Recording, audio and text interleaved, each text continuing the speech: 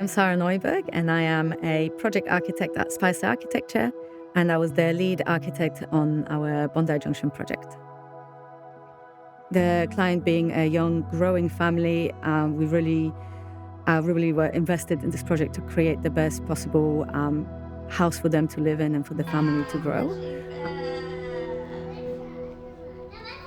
The location also is great with the views that the property has, and we saw a lot of potential here to actually answer the brief and deliver the best product we can for the client.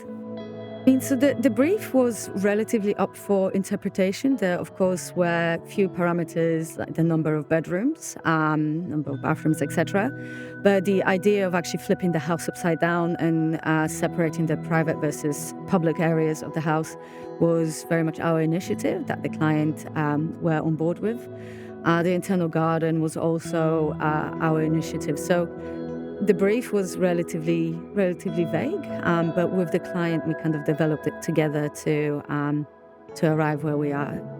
So I guess the main aim for the property was to be a house they can stay in for a long time, where the family can grow together, where they can live comfortably, where the children have space to play, but as well as creating this area where the parents and the children can have their own separate areas.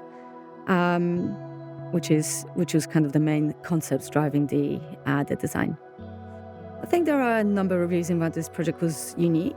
Some of those things are the design aspects of it. So creating the little secret garden downstairs that connects the kids' bedroom and kind of brings the outside into those bedrooms. The bedrooms at the moment, they're on the boundary wall. They don't have much outlook onto the outside. So creating that garden was quite important, which I think is quite a unique feature for the house.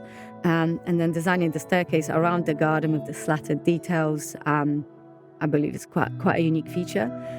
Also flipping the use upside down. Usually you would have your entertaining, your living areas downstairs. However, we flipped it upstairs to be upstairs here to capture the views.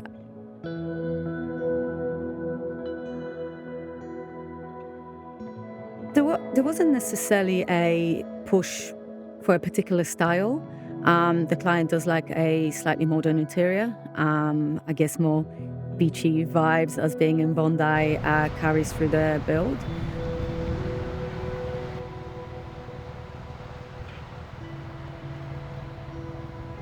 Also mixing the more traditional heritage elements which are downstairs in the original part of the house with the more modern aspect is a style that almost grew from the property itself. It wasn't so much decided before the build happened, but it happened organically during the brief development stages.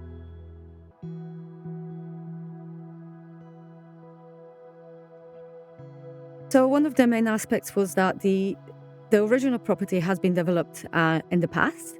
The extension to the rear wasn't as sympathetic as it could be to the original portions of the house. So this house being a duplex next door, obviously the facade looks the same. So the idea was to remain the front of the house the same, and the very original parts of the house, so your ground floor up to almost halfway through the floor, should be retained to celebrate the original architecture of the property.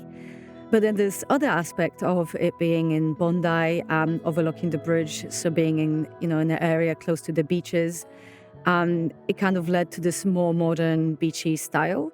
So those two things essentially married into the final product.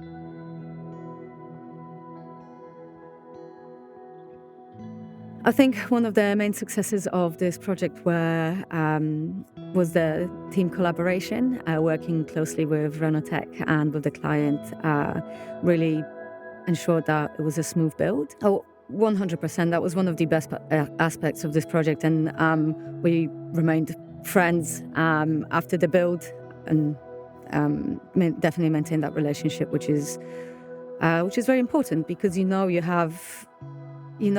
delivered when the client is happy, when the builder is happy, and you all actually stay friends afterwards because you created a bond during the build. And it's very important to us for the client satisfaction is the key driving forces for us. So knowing that the clients are very happy and the family can grow here, it's extremely important to us, and it's very satisfying and rewarding